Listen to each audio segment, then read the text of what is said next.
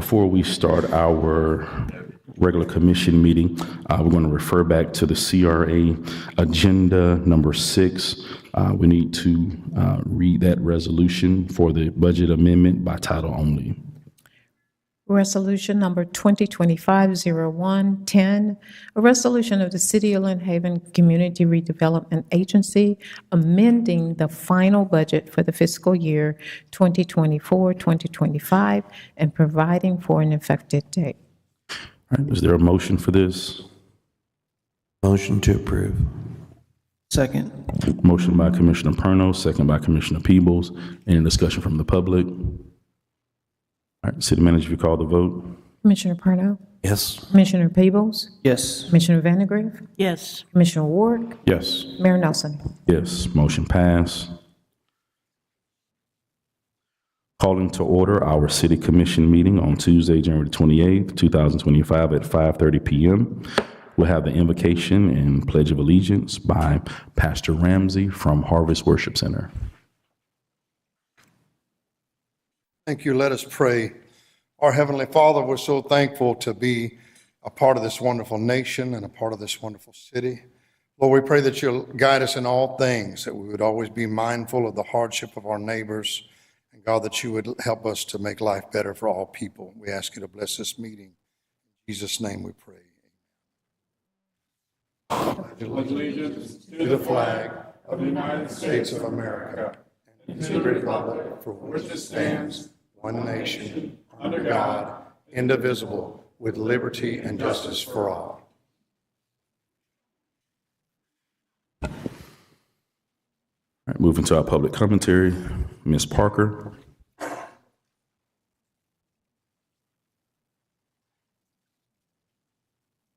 Good evening, Commission. I haven't been here in a couple of weeks. Hope y'all missed me. Anyway, I would like to revisit January 2024 situation. In the email that Ms. Hodges sent, it was stated, and this is quoted, "This was and will be a possibility going forward for overtime pay for Ms. Gaynor." I find that a problem.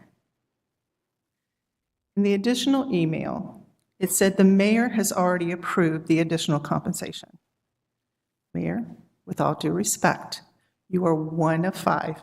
You don't have that authority. That should have been brought before this commission. It should have been put on the agenda, and it should have been voted on. By no means should it have been done the way it was done. It's fleecing of the taxpayers of Lynn Haven. Now, 2 of you answered that question, Sam and Mayor. So let's look at that. That's the only 2 people that actually said yes. That's not a majority. What I'm asking is that y'all go back and revisit and delete that amount. That was not a right thing to do. She is a salaried employee. I've been a salaried employee. I've never gotten overtime pay, ever, ever. So that needs to be addressed. One other thing I want to bring up too, and it's in regards to Chief Ramey. About a year or so ago, we had a conversation at First Baptist Church, and he asked for my forgiveness on his situation, his multiple situations, by the way. I was hesitant to give him that forgiveness because he hasn't done anything wrong to me. He's done stuff wrong to this city. What I'm asking is that he go back to all the people that he's wronged, that he's wrongfully arrested, so on and so forth, and ask for their forgiveness. His wife said he's a changed man. I don't believe that. If you were changed, you would actually do something about it. Did he go and ask forgiveness for all the people that he's wrong? I don't think so. And I think that should be done. There are many people that deserve that kind of forgiveness. Thank you. Thank you. Mr. Walker.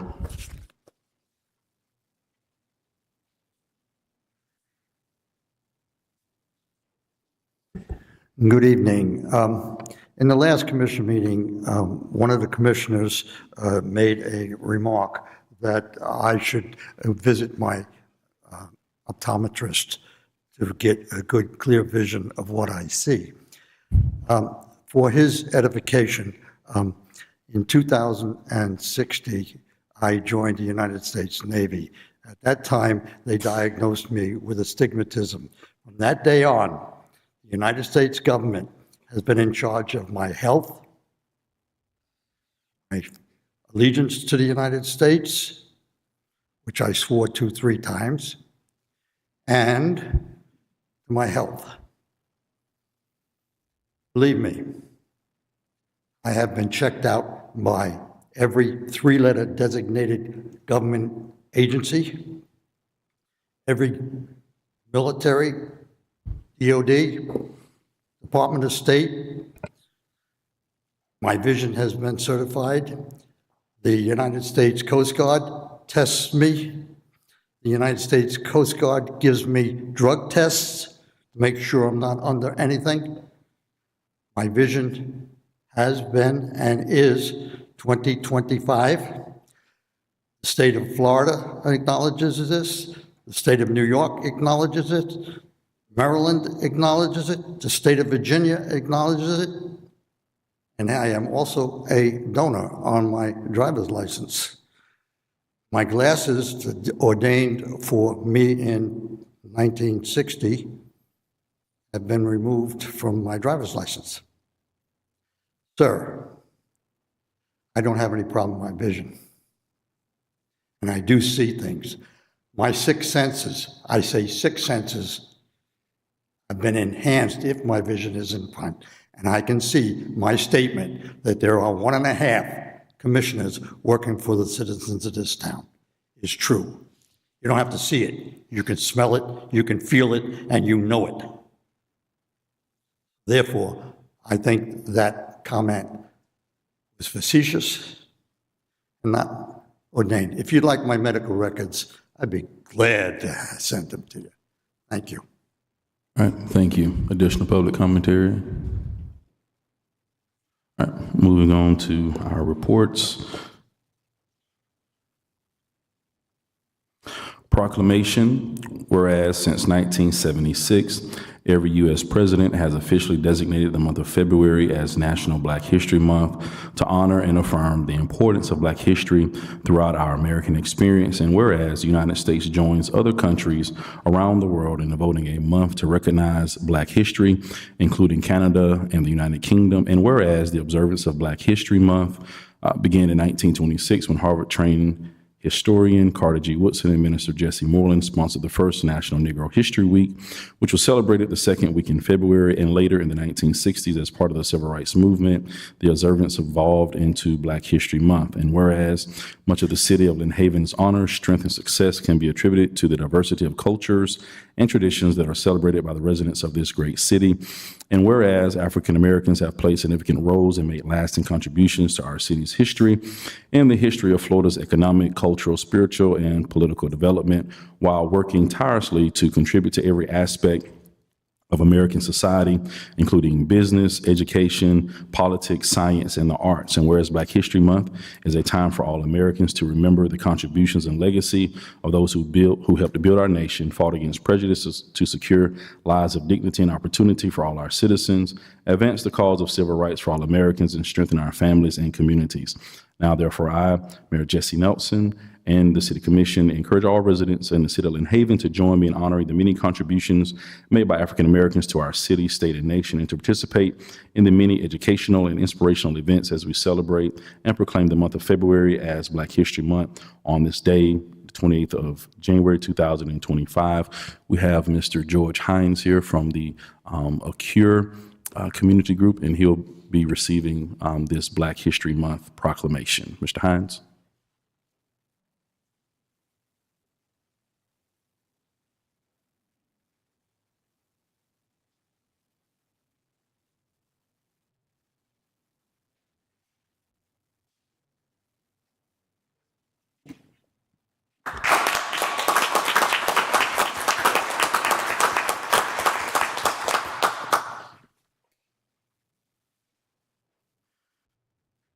and I'll reserve my report for the first meeting in February. Commissioner Peebles? Thank you, Mayor. I do want to address something that was said in public commentary. Just want to recommend going back and watching last meeting because we did bring it back up. Just like I said in my report last time, had nothing to hide. Also want to say that it wasn't just two of us. Every single one of us got that email, and they said on record, and it's in the public records request, that I was not the only one that responded, and the mayor. Commissioner Vandergriff responded, Commissioner Perno responded verbally, and Commissioner Warwick also received the email and didn't say anything. So I don't know why I'm getting singled out of all 5 people up here. Just go back, watch the meeting. You'll see it was all explained back then. We also brought it back up on the agenda in the spirit of transparency. So we did bring it back up on the agenda, and we voted on it again, and it passed. So, and again, also, if you have anyone has questions about it, give me a call. I'm happy to talk to you about it, or talk about it in public if you want. I'm fine with doing that. Okay, I feel like we covered it well last meeting. All right, so I like the advice that Bashir's gave about saying what we did more because we serve the people. So I'm going to tell you what I did the past 2 weeks. I've met with a lot of, I will say a lot more than normal citizens. I had my coffee meet, which had some people come to me and talk about. I've met with a few other citizens about some other suggestions they had about the city as well. Met with quite a few citizens this past week, and that was nice. Actually also talked with some people at other municipalities to kind of get their idea of ways that we can move forward on making things better, whether that be the CRA and how we can utilize that better. Or continue to use it and get that more refined. And because I think the way that the CRA is going right now is going in a great direction, and I want to be able to help our city get as much ammunition as possible to use the CRA in the best way possible. Let's see, I attended the MLK event, and it was excellent. A good turnout with it being as cold as it was. And then for, like most of us, for 3 or 4 days, I spent a lot of time in the house with all the snow. I never thought I'd be able to have snowball fights with my kids here in Lynn Haven, but I did, and that was pretty cool. And I learned a fun science lesson that snow lasts for a long time if it stays in the shade, even if it gets over 50 degrees. That was pretty crazy. My only regret is I didn't make a snowman, so maybe in 30 years from now. If you have any other questions for me about what we did or what I did, I can't speak for anybody else, the last 2 weeks, reach out. I'm happy to talk to you about it. And that's my report. Last thing, thank you for everyone that worked at the event. Thank you to the staff, and thank you for the first responders that, I know that there was an uptick in emergencies and stuff over the winter storm. So I just want to say thank you for doing that while the rest of us were in under our blankets at our house. You were out there driving around and making sure people were safe. So thank you for that. That's my report. Thank you, Commissioner Peebles. Commissioner Perno? Thank you, Mayor. I don't have much to report other than this time last week it was snowing in Lynn Haven. Yeah, it was monumental for sure, and I was checking out a lot of people out in their yards the next day. I had to go check on my business even though we didn't open. But snow can be crippling, especially when you got a cash flow business. But we got through it and got reopened, got our staff going again, which it's hard to do when you're going every day and then you miss a day. It's a bad backfire, so to speak, getting everybody back in and getting everybody going again. So that's kind of how I lived the last week. And boy, I if there's ever any time to thank our first responders and all the people at the city, I really appreciate what y'all do, because we got through it with grace, and that was a good thing. So that's it. That's my report. Thank y'all. Thank you, Commissioner Perno. Commissioner Ward?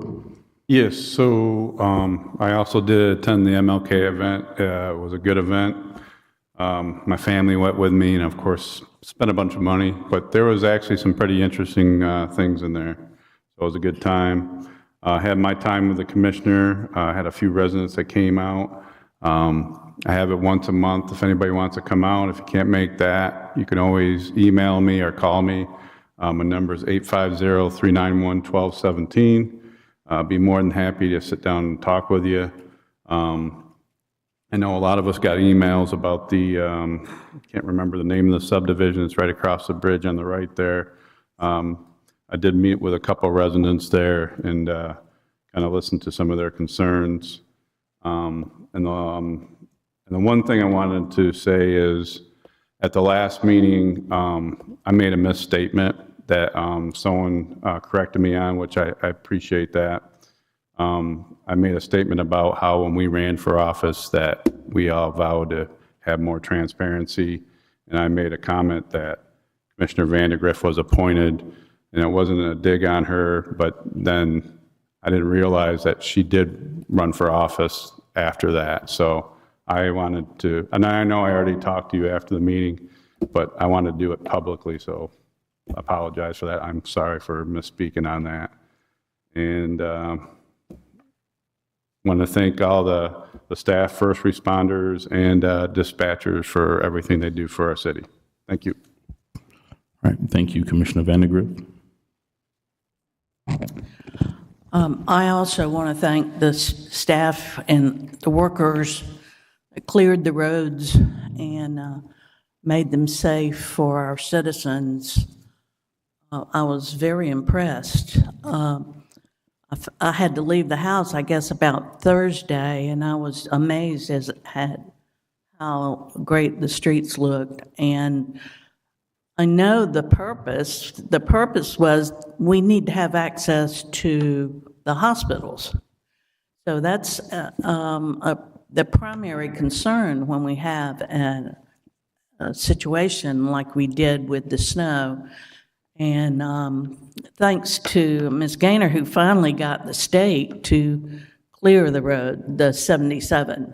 But before that, they tried to clear the roads leading on each side of 77, so that in case of emergency, the vehicles could get to us or we could get to a hospital. You know, you don't think about things like that when an emergency occurs, but that's a biggie. If you can't get to the hospital, or the ambulance or the fire department can't get to you, you know, we're in serious trouble.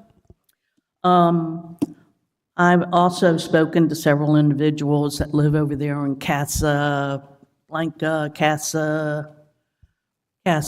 area. I'm sure that'll be coming up soon. They're very vocal and very concerned about what's going on over there. I also attended the Margaret K. Lewis, very talented groups over there selling their goods, and very impressive. I always take my grandkids because they always take a bag because they load up with all the free goodies. I would like to address the comment about the 1.5 commissioners. You know, I've sat here for 2 years now, 2 years and 3 months. And the citizens of Lynn Haven have 5 commissioners. I think the individual that said that about the 1.5 doesn't have a clue about what we do as commissioners. And how much we care about moving forward and not getting stuck in the past.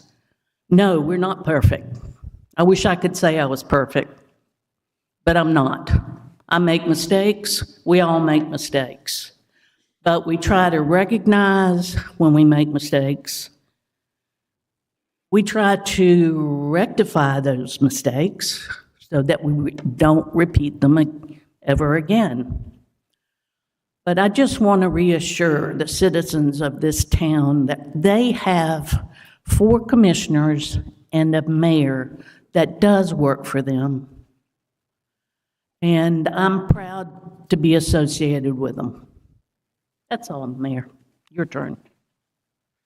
All right. Thank you. City Manager's report. Thank you, Mayor. Do we have any questions for the warrant list? Okay. I do want to thank every staff member.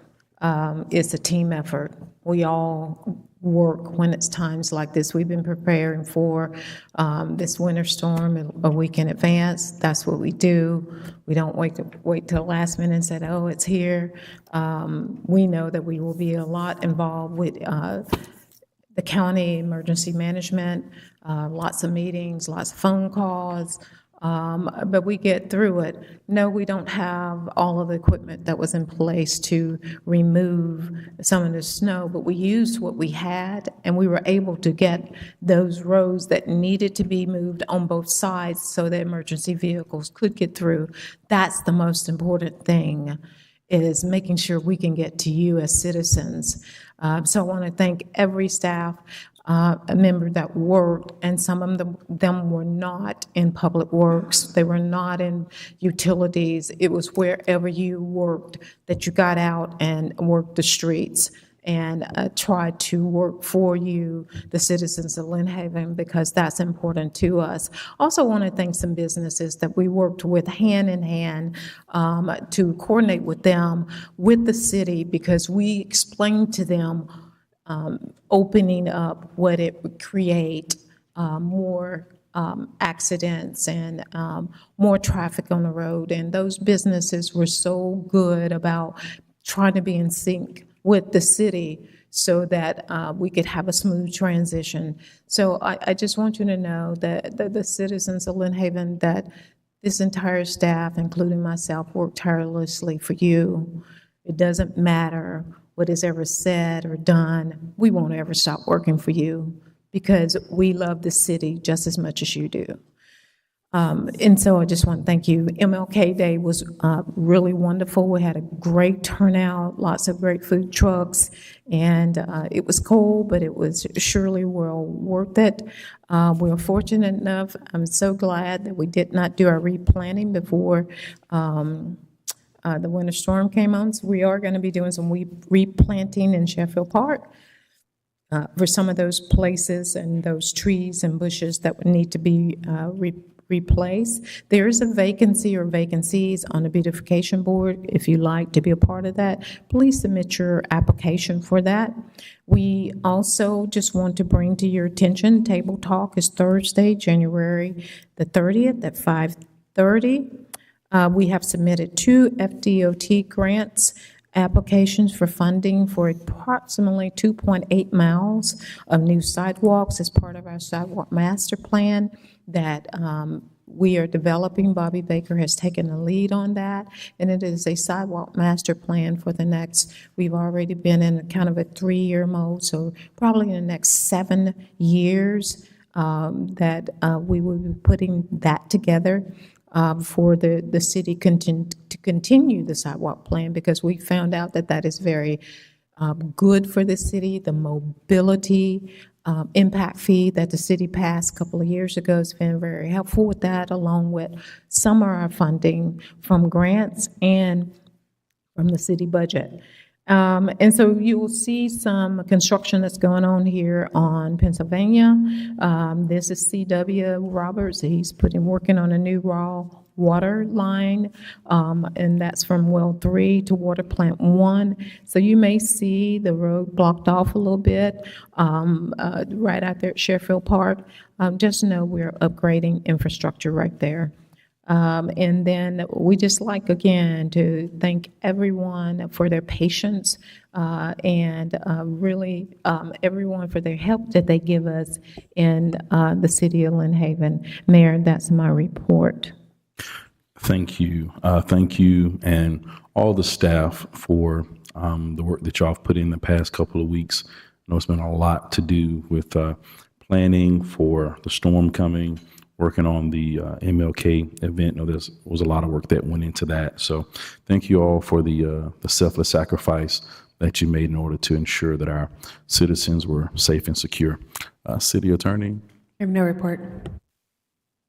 Moving on to our consent agenda, approval of minutes, 1/14/25, regular meeting minutes, approval to sign the mutual aid agreement between the Commanding Officer, Naval Support Activity, Panama City, Florida, and the Lynn Haven Fire and Emergency Services. Approval of change order 15 to increase the not to exceed amount for the Tetra Tech FEMA Public Assistance Consulting Services 2018 Hurricane Michael by 74047.05. Is there a motion for this? Motion to approve. All right, is there a second? I'll second. All right, motion by Commissioner Perno, second by Commissioner Peebles. City Manager, if you'll call the vote. Commissioner Perno, Yes. Commissioner Peebles, Yes. Commissioner Vandegrift, Yes. Commissioner Warwick, Yes. Mayor Nelson. Yes, motion passed. Presentation by Stantec for discussion on the stormwater assessment and tier structure. Yes, Mayor, coming forward is Peter Napoli and Kyle Stevens. They have been working on the stormwater project along with myself, Chris Lightfoot, Bobby Baker, and we took back to them some of the directives that you asked us to consider, and for them to look at all aspects of the stormwater assessment. A couple of things that you asked they do is give several options or tiers, look at better ways to that we could fund some capital project. And you'll see in this particular presentation that they have included capital project. Remember, the city plans out 5 to 7 years. That's the way our infrastructure is kind of laid out. That is the way all of our departments plan. So we have a roadmap of how to get to where we need to go with all departments. But even in those departments are capital improvement plans, equipments, whatever is needed, just like stormwater. So we took your directives and we asked Peter and Kyle to put together some data for us, and they're going to give us a great presentation. And then afterwards, you guys can have a discussion. And what we will look for from this discussion from the commission is to say, yes, let's move forward in this direction, or, we need more information. So that we're not backed up against the wall at any point and trying to get you get you numbers for assessment. Okay, Peter. Thank you, City Manager. Good evening, Mayor and Commissioners. Peter Napoli here with Stantec Consulting, and I'm joined by Kyle Stevens. As the City Manager was explaining, we have a presentation that's going to go through some options both on the financial side for the stormwater assessment program, so looking at revenue options, but then also on the tier structuring side and looking at some changes to the tier structure and the impacts of those changes.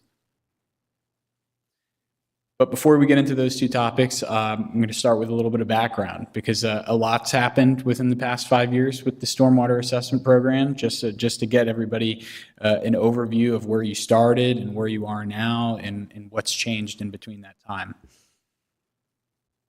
So back in 2021, the city charged a stormwater utility fee. It was a monthly fee that was collected on the utility bill. It amounted to about $42 a year after the collection of all 12 months. It generated about $368,000 in annual revenue towards your stormwater operations and projects. At that time, about $1.4 million was transferred from both water and sewer and sanitation funds in order to support the stormwater operations and capital projects. So the fee wasn't generating anywhere near enough to cover its operations or capital. At that time in 2021, we were engaged by the city to look at a stormwater assessment program. So in 2022, that was the first year of your stormwater assessment program. So moving the fee from a monthly fee collected on the utility bill to the property tax bill that's collected annually. This assessment program was set up initially with 2 tiers. So basically half of the population of the city and taxpayers were in one tier, and the other half were in the other tier. It generated about 1.176 million in revenue, and the annual fee per EBU in '22 was $139 annually. So at that time, there was still a need for a $500,000 transfer from the sanitation fund in order to cover the gap between the cost of operations, maintenance, and capital and the revenue that was collected. In 2023, there were no changes to the rate.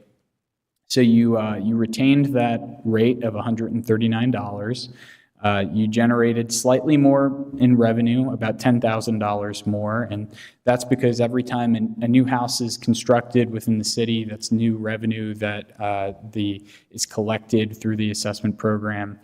And we also help with that every year, taking the property appraisers database and figuring out, what billable units are in the city and what's changed. There was another transfer of $500,000 from the sanitation fund. I just want to point out that we had recommended at the time the city consider a 50% increase to the rate in 2023. That was in our report that we published in 2022. That would have brought your revenue to $1.8 million. But the city decided to keep the rate the same. And then in the next year, in 2024, some of you may remember that I was here and gave you guys a presentation. We conducted another stormwater rate study at that time. We looked at actually expanding to 3 tiers instead of 2 tiers, so we add an additional tier. What we did was we actually split up that second tier into 2 additional tiers. We also incorporated a revenue increase as well. So the annual fee per EBU was $154 at the time, and it generated about $1.5 million in revenue. In 2024, there were no transfers from any of the other enterprise funds. So the stormwater assessment revenue was used to cover the operations costs. However, at the time, there were no capital funds included in the plan, so no funding for the major infrastructure projects associated with stormwater. And then in 2025, our current year, the commission just recently adopted a 10% rate increase per the financial plan that we had provided. In '24, you've maintained the 3 tiers. The annual fee per EBU is $169. The total revenue estimated to be collected in this year is $1.763. And there's limited capital funding built into this plan. So we're going to start with an update of the financial plan and financial analysis. And I'm going to go through the numbers that were incorporated into the analysis this year. So to start, just want the starting point of the fund, the unaudited beginning fund balance, because you haven't completed your audit and your annual report yet, is currently estimated at negative $676,000. And the reason why that's possible is because the funds are in a net, the cash equity is in a pooled fund, so technically you can have a negative balance in one fund, but positive balances in the other. It's due to the gap between the revenues that have been experienced in that fund and the expenses that you've experienced in the past several years. The revenues and expenses that we're using for the financial analysis are based on your adopted 2025 budget. So just to go through those real quick, the assessments, as I pointed out, total about $1.7 million. There's grants that you have incorporated in the budget, $234,000. There's impact fees that are used to fund a few capital items that amount to $310,000, and then there's a minor permit fee revenue. So total revenue is about $2.3 million. On the expense side, your operations is about $1.4 million. The capital that's programmed for this first year is about $500,000, and then there is a reserve contingency to build towards offsetting that negative $676,000 amount. I just want to point out that the grants and impact fees are essentially how the stormwater fund is paying for capital at the time. So you can see that the total of those grants and impact fees equals about what's being spent on capital. So the assessments at this time are essentially covering your operations. And the capital that's included in that 500,000 is some outfall cleaning and equipment and vehicles. So no major infrastructure projects. These are more so regular maintenance and replacement type projects. So the capital plan that was provided by staff includes some major infrastructure projects, and I just wanted to highlight those at the top of this table here. So they're kind of highlighted in a different color. We have, in total, the capital plan was about $10.75 million over a 5-year period, but we were incorporating into the plan only about $6.4 million of that. So we're leaving out about 4.3 from the initial plan. Some of the projects that are included, the Vermont Avenue lining, $750,000 in 2026. Aberdeen Parkway drainage improvements, $850,000 in 27.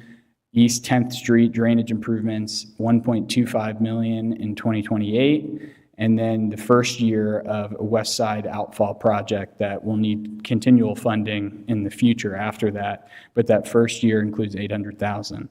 Also, the continuation of outfall cleaning, so about $250,000 a year in outfall cleaning, and then the renewal and replacement of vehicles and equipment and acquisition of new vehicles, and that totals about $1.7 million.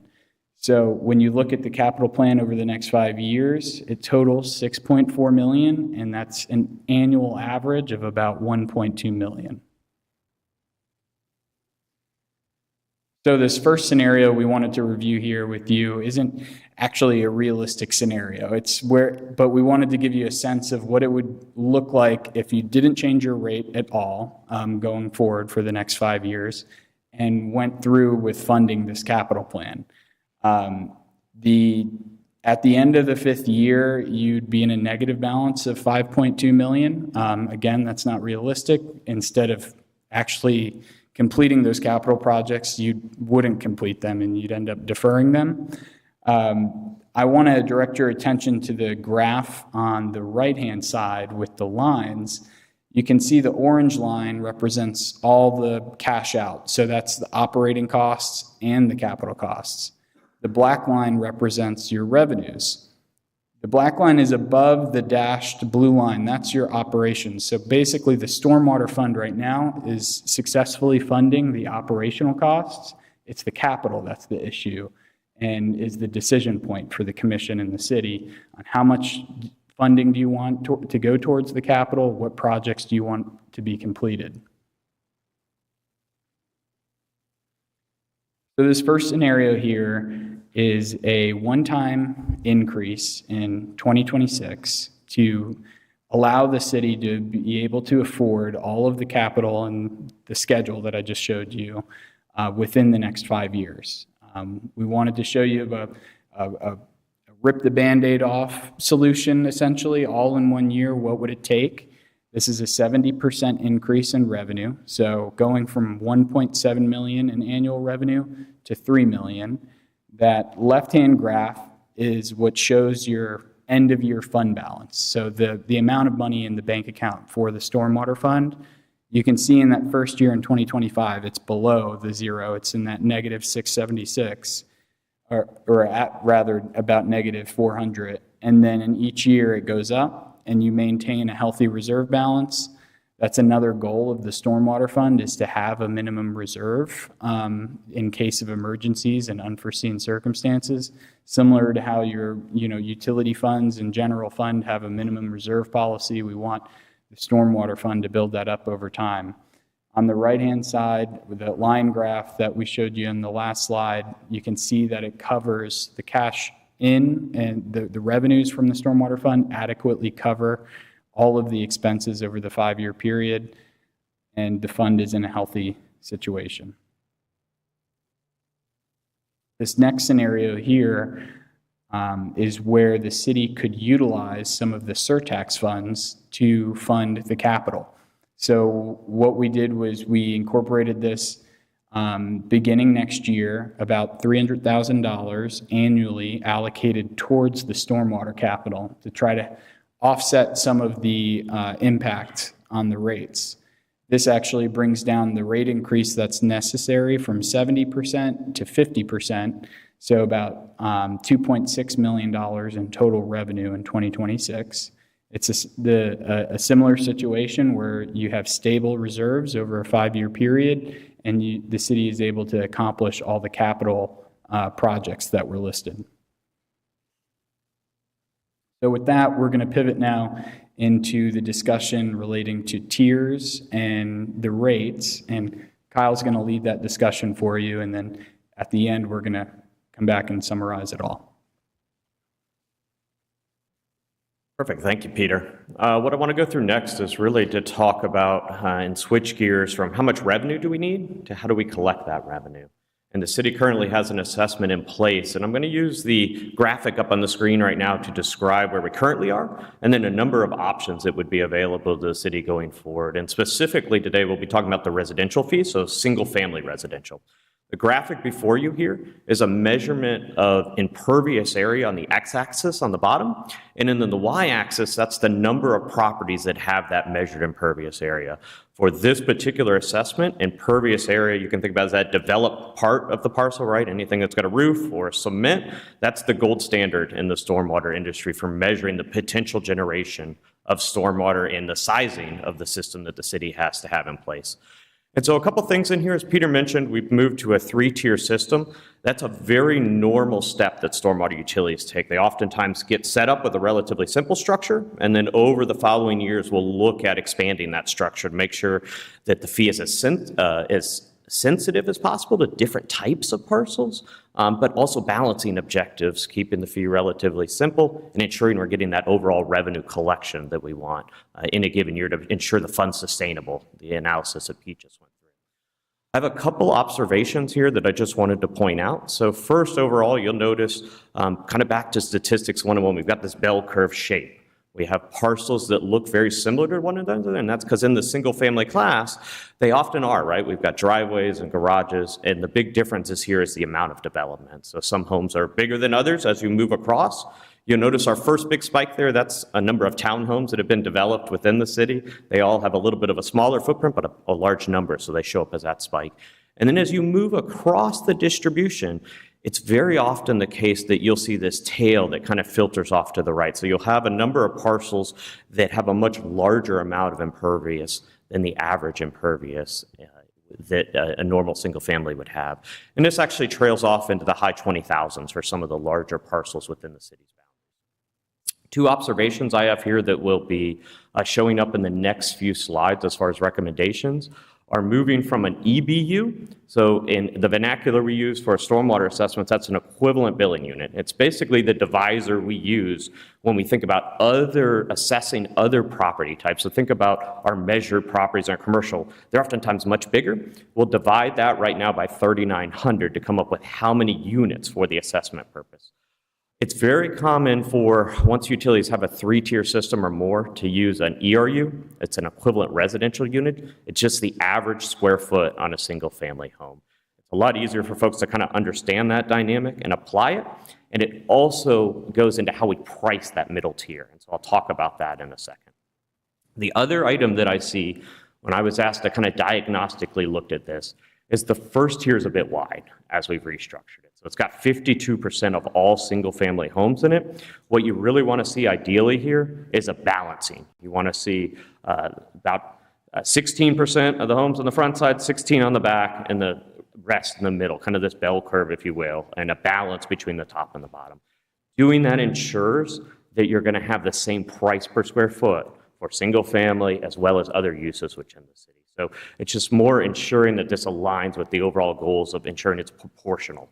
And the other things I'll mention is, over time we've gotten better data from the property appraiser. That feeds in each year. As the city redevelop as well, impervious footprints change, right? So this is really truing up the overall distribution here and ensuring that the structure matches it. The first recommendation here, I'm naming this the 3-tier reconfiguration. And as I mentioned, I'm trying to arrive at a couple objectives here. So it's the balancing fundamentally. The table up at the right shows now the new distributions of parcels by tier, and you'll notice there's some symmetry here. 15% in the first, 68%, that's that one standard deviation in statistical terms in the middle, and then the top 17%. So we're very balanced top to bottom here. We've also moved that EBU to an ERU, and you'll notice that orange line is sitting directly in the middle of this distribution in that middle tier. That helps ensure that the pricing for that tier and the parcels are aligned in that particular. We have just as many properties above it as we do below, so the price for that tier is symmetrical. And then I've updated in that table as well on each slide a scenario 1 and scenario 2 here for the pricing. I'll come back to this in a minute at the end of the next few slides to show you kind of the bill impacts, if you will, of moving to any one of these recommendations. But those are connected back to Peter's analysis here with the amount of revenue, right? So one's the structure. The other idea is if we need more revenue, we need to move all those rates up or down to achieve that revenue. The next two recommendations would be building upon that three-tier structure. So once we've rectified those issues we've talked about, the idea then is, as a potential option, is thinking about that long tail off to the right. So we have a number of properties. It's not a whole lot, but there are a number that have much larger amounts of impervious area. And so what communities will do in order to pick that up in the rates will split off another tier or split that tail into a couple tiers so that the rate can be sensitive to that. Effectively, we can price it closer to the amount of impervious area that's in those tiers. And so what you'll notice now is up at the very top table, instead of that top 17%, I've split it to essentially the third tier is up to 90%, and then the fourth tier would pick up that top 10 of the largest parcels on the single family side within the city service area. And then correspondingly, when you look at the prices down there for the assessments on an annual basis, you'll notice those are quite a bit higher than any of the fees that are charged right now or any of the corresponding fees in any other tier because they're recognizing the fact that those are much larger parcels. They're in the top 10%. And then finally here would be a fifth tier configuration. I know these are a lot of options, but this is just simply breaking up that last tier just a little bit further. I would say, as I do this around, most folks have 3 to 4. There is some movement, and some communities have been moving to this fifth tier where they're picking it up. So it's not something I see as common, but it's something definitely that folks are looking at and thinking about. What you'll notice there when we do that, if you concentrate up on the table, I've split that now, that top 10% between the top 95th% and the 90 to 95th, right? That top assessment now will be a little bit over $500 in either one of these scenarios, right, in the revenue scenario. So it's going to go up quite a bit. Remember, though, it's corresponding to these parcels that are going to have over 7,000 square feet of impervious area. The average in Lynn Haven is 2,800. So a big difference between the average and some of these parcels, which is why that fee corresponds and moves in the way it does. What I'll show you next on these next few slides, because I want to make sure you have all the information as we talk through these types of changes and recognizing that there are two fundamental options in front of you, one on the revenue side as well as rate structure. I've put a table together to try to demonstrate the different impacts that could be expected given where a parcel sits on the measured impervious area. And so each parcel right has a different footprint that would fall into a tier based on these options. And so off to the far left is the example impervious area, and I've kind of grabbed different impervious areas here to represent how a bill might change under these different scenarios. And in this first table, that's the 70% more revenue. So remember, all of these numbers are being grossed up 70% to make sure we hit that $3 million revenue target. Not that we've decided on that, just because that's the option that was brought up in the first section as we've talked through tonight. So the percent of bills is the second column. That gives you an idea of how many parcels in each one of these buckets I'll talk through is affected. As we go up in impervious area, we get fewer and fewer parcels that have those larger footprints. And then in the middle is the current fee, which represents those three different distinct fees that are charged in today's assessment on the FY 2025 tax bill. And then you'll see in the three-tier, the recalculated, those new fees and how they would be displayed here, and then the relative change over in the far right. So in the far right, what we're seeing here in the three-tier change is we would see a slight increase there on the bottom for the 2,000 parcel. Remember, I'm splitting that one because that one has a ton of parcels in it right now. So some of those are going to pay a little bit more, but we're going to have that parcel break a little earlier. So you can see it moves from 91 to 214. And then on the top side, you actually see it go down a little bit there because we're now breaking that tier to pick up the larger parcels, just that top 16% of the largest. and the middle actually drops a little bit from the 254 that's being charged right now. So that kind of rebalances, if you will. When we move to a 4-tier configuration, you're going to see very similar bill impacts on the bottom 2/3, if you will. It's really now in the coloring down below when we start to get above 4,400 in that range. Those last few parcels, as we begin to add more tiers, you'll notice there's a bigger impact. So it's sticking with that 4,400. You'll see in that particular case, we go from 254 up to 369. Remember, those are larger parcels with impervious. So this is just corresponding to that larger footprint and really giving the feed the sensitivity to pick that up. You'll notice, though, in the top two, the 5,500 and 72, unchanged in that one, right? They all fall in that 4th tier. When I add the last one here in yellow, and I know a lot of numbers up on this table, you'll now see we're filling out each of those on the bottom with a different, distinct feed based on what I showed you in the last slide. So we're picking up the sensitivity there in the end, and that last one moves up to a little bit over 500 compared to its current 254. So again, picking up that larger footprint in the fee. All of these suggestions here, tier 3, tier 4, tier 5, pick up the exact same amount of revenue. It's just fundamentally the proportionality between different parcels and the amount of measured impervious area that's on those parcels.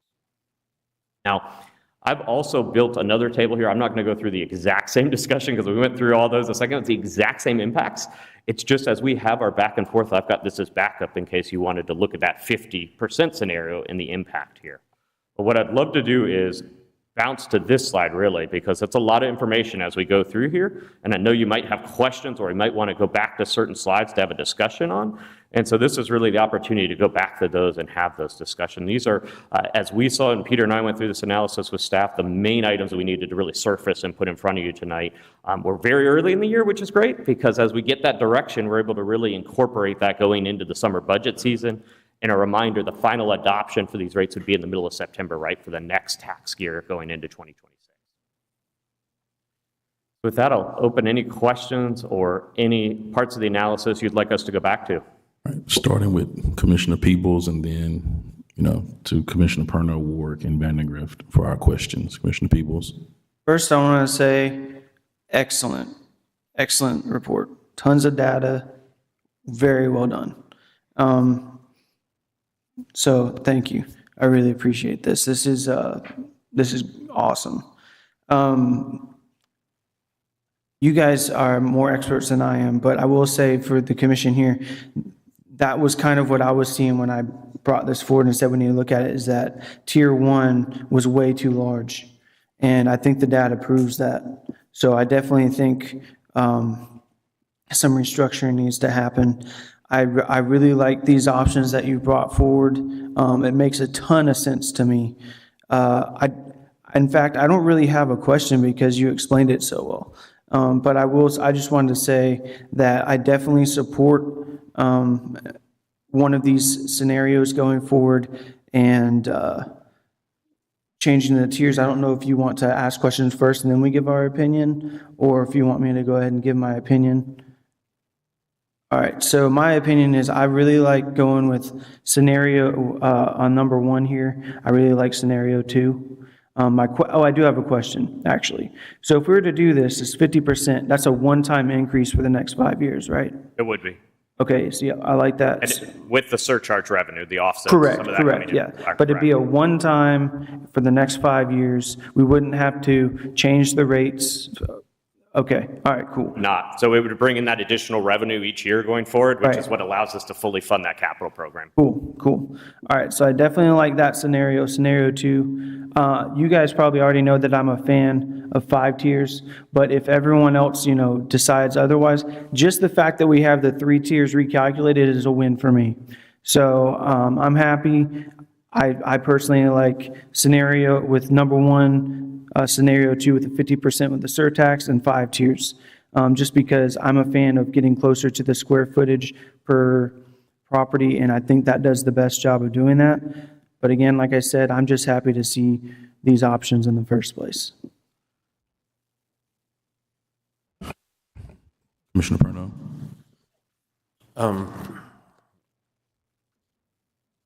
If you had scenario B, 1B and 2A, right? 3 tiers and 50% like you just said. And that's where the larger percentage falls in the middle, right? It would when we recalculate. So we're going to move more parcels into the center, middle tier on all these scenarios, correct? Right. And then we're going to move up 50% in revenue, but we're going to recalculate in a way that's much more proportional between the parcels given their impervious area. So what would they be paying based on the median now? Like you said we were paying about 169 and it would go to 214 in the middle group? And I've got it up right now. I don't know if you can see it, but I actually have a slide here with that exact scenario you're talking about. Did you have a certain tier? Yes, threshold? I wanted to see the 3 tiers. 'Cause I think the 5 tiers, I mean, when you get to that 5th tier, that's like $400 and some dollars. And you're kind of penalizing people for being bigger in a way. And I know they can afford it more, but I know that the people with the commercial businesses that are we talking just residential here? In this one, we're just talking single family. Okay. Sure. So because then we're not talking about that many houses at all when we get up to the 5th tier. No, there's not that many on the bottom side. I think where you'll see the majority of the impacts on this one will be in those homes right around 2,000. They're currently grouped in that first tier right now. That's $91 for the assessment. Based on their impervious, though, it should be a bit higher on those ones. So under the one we're talking about right now, it would move from 91 to 189.31 for the assessment next year. That's the one where you'll see the most impact on the bottom, just because right now they're looped in a really big tier, and we're getting a little bit more sensitivity there on those ones. That break point for that first tier is going to move back a little bit, 1,500 square feet.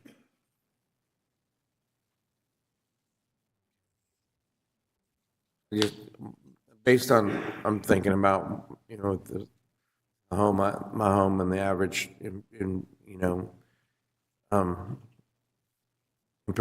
impervious square footage, it would put me in the range where I would go from 169 to 214, which I think that's doable. But for people that are going to get it doubled, and how many of those people do you think there is that would get their bill doubled? So from a bill doubling, those ones right in that range, which are on the bottom side of this distribution due to the restructuring, that's about 37% of the parcels we have in here. So that's a decent amount of bills that will go up on that side.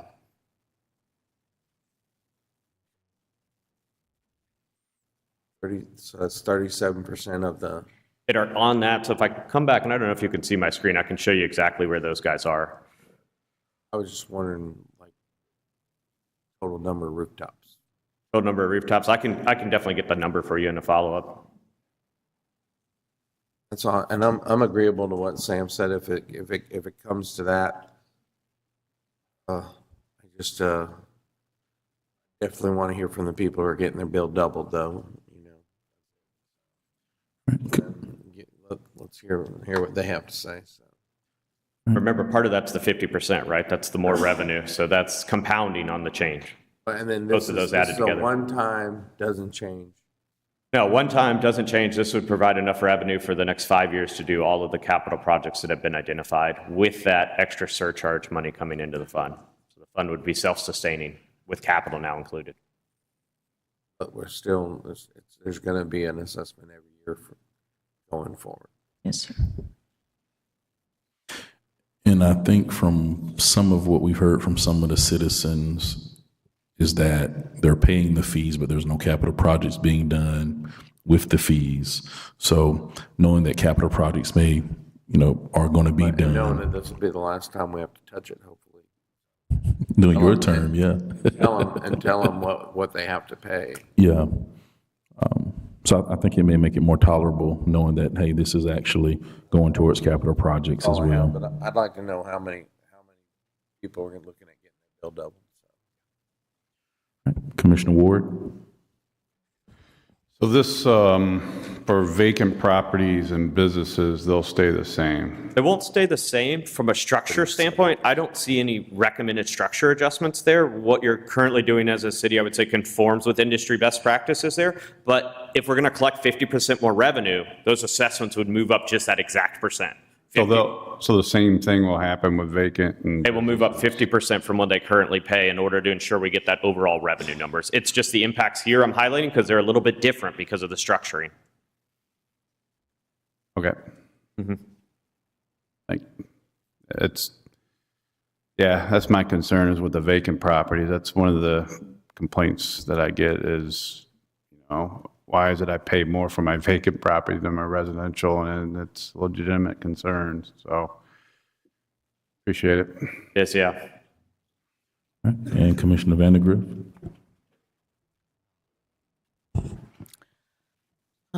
First of all, I compliment you on all the data, but I need a copy of it. Absolutely. This 30 minutes is not enough time for me. I don't think I'm a slow learner. It's just a lot of information, and I want to be able to compare. I have a comment, though, that, things have been going pretty good as far as wastewater and stormwater. I meant stormwater in our city, and, if things were going badly, I think they'd be more receptive to a hike. But us coming around and saying a 70% hike, even though it's a one-timer, that's going to be a hard one to sell. Even when we say it's one time, they'll say, "Oh yeah, sure." That's what y'all always say. Yeah. And in saying that, I know we have to do something. I'm just thinking of the citizens receiving the information. And like I said, if you'll get me a copy, I appreciate it so that I could study it a little bit further. I'll make sure all of you get a copy. He'll send it to me. I'll make sure you all get a copy. Absolutely. Because we are going to discuss this further, as you know, it's just for discussion tonight, and gives us ahead of the curve on trying to make that decision. So we're not waiting until August, and then Commissioner Peoples comes with, 5 checklist things he wants us to check out before we can actually do it, right? But no, seriously, thank you for, all of this information and being able to give us the various scenarios. And of course, as we've gone through this over the past 3 to 4 years, it's made us think differently, and we've gotten different feedback from different citizens that then makes us look at different scenarios and ask different questions. So we will continue to discuss this in our pre-commission meetings and sort of iron it out to see that we can all come to a good median. And again, I think it's just us looking at the capital projects, and that's a decision we have to make. Do we want stormwater to be able to fund some of those capital projects, or do we want to continue to keep trying to depend on getting legislative funding for that? Because that's sort of where we are, is grants, legislative funding, and when we don't get it, then it delays us in trying to get a capital project done. So, do we want to be able to just pay for some of those things ourselves? And if we get something, that's great, but if we don't get something, it doesn't delay what we're trying to do in improving stormwater in our city. So any other final questions before we move back to the next section? I think we've got the direction we've got to move forward. Yeah. All right, awesome. Thank you so much. Thank you. Chris, did you have some additional information? And talking about some of those projects too, so the commissioner can hear those as well. Thank you, guys. So keep in mind too, yes, things are going well, but we also, part of this is building our reserves. We don't have any reserves currently. We had an emergency repair at the Merrick entrance earlier this year that cost us about 30 grand. If we have a cave in on a box culvert or a huge stormwater culvert, we do not have the funds to pay for that. We would have to borrow from another department to do it. As you all know, you all just approved to pay the debt off for this department, so we don't carry any debt any longer. So we don't want to go into borrowing to pay for emergencies. So the reserves is one of our biggest focal points of this, as well as the capital projects. But we do need to start focusing on a 10-year reserve for the stormwater department to be able to move forward. If the snowstorm, resulted in catastrophic failure of any of the stormwater features or functions, we would have had to dip into some reserves for that.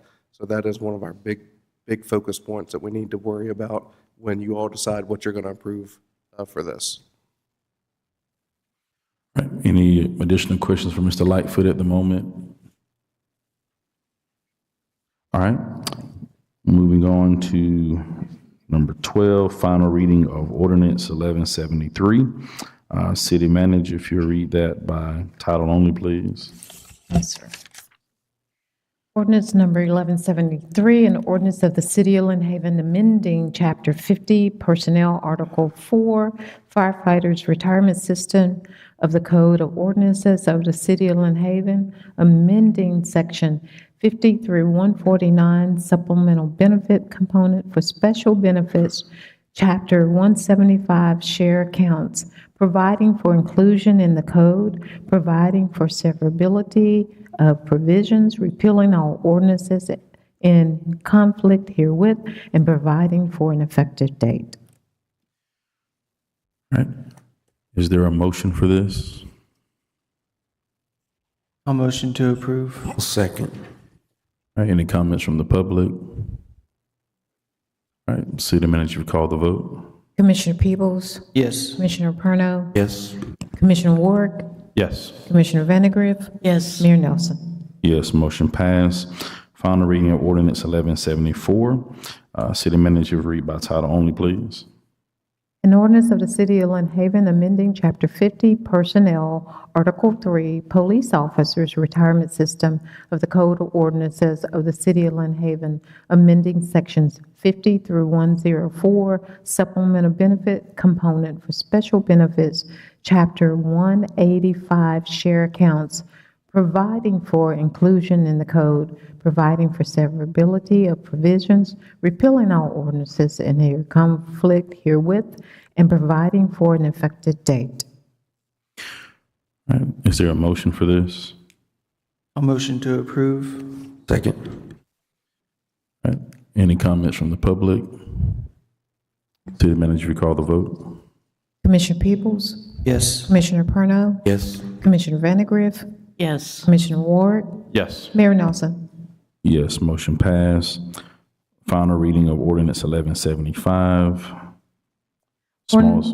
Yes, go ahead. No, go ahead. Ordinance number 1175, an ordinance providing for the adoption pursuant to Chapter 163 Florida statutes of a land use code from traditional neighborhood development to commercial for an approximate 9.993 plus or minus acres of the property located on the west side of County Road 2321 north of Deer Point Elementary School in the city of Lynn Haven, Bay County, Florida, repealing all ordinances in conflict herewith and providing for an effective date. Thank you.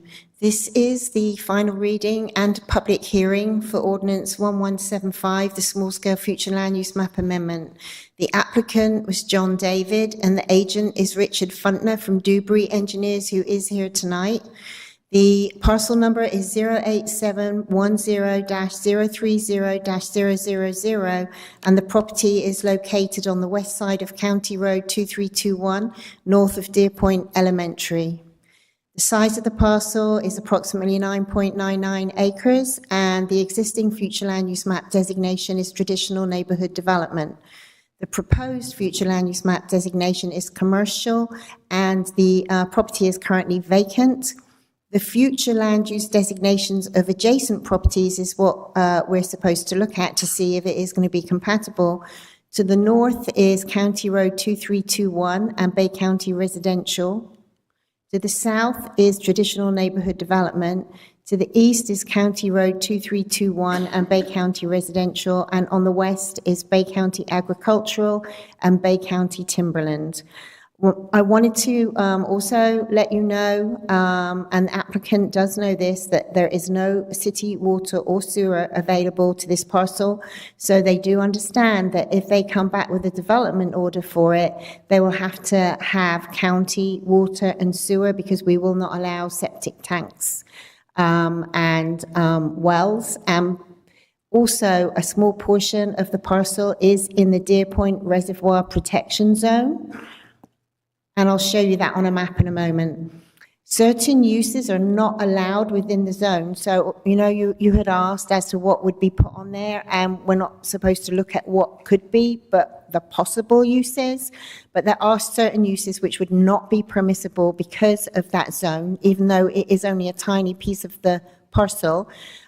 Things such as gasoline service stations, dry cleaners, auto service stations, solid waste landfills, and businesses and activities that generate hazardous uses or toxic waste. This is the aerial of the property. The property is in red. And you had asked as to whether there were any residential homes close to the property. There are not any adjacent to the property, but you can see that there are some here that are in the county by the water. And there are also some across 2321 to the north, and then some over by the water, way over to the east. So there are residential properties, but none adjacent, immediately adjacent to the parcel that we're looking at. Excuse me. This is the parcel here, now in blue. The stripes show the land use. This is current land use map, so it's traditional neighborhood development. If it were to change, it would be commercial on this portion, and then the rest of that would be traditional neighborhood development. And this is the Bayou Park and Preserve, which is kind of southwesterly to the parcel. And then this is the map of the Deer Point area that I was referring to. That was we have an ordinance, and it's also in our comp plan, stating that certain uses are not allowed there, and no wells, septics, etc. So this is the map here, and the parcel that we're talking about is right up here in this corner. So the majority of it is not. The orange is that special area. The white is not in the special area. So on this next map, you can see how much of this parcel would actually be in that Deer Point area. So the majority is not, but this small piece here is. I just wanted to make sure that you're all aware of that.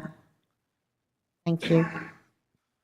All right, are there any questions, discussion for Ms. Amanda? All right, is there a motion for this?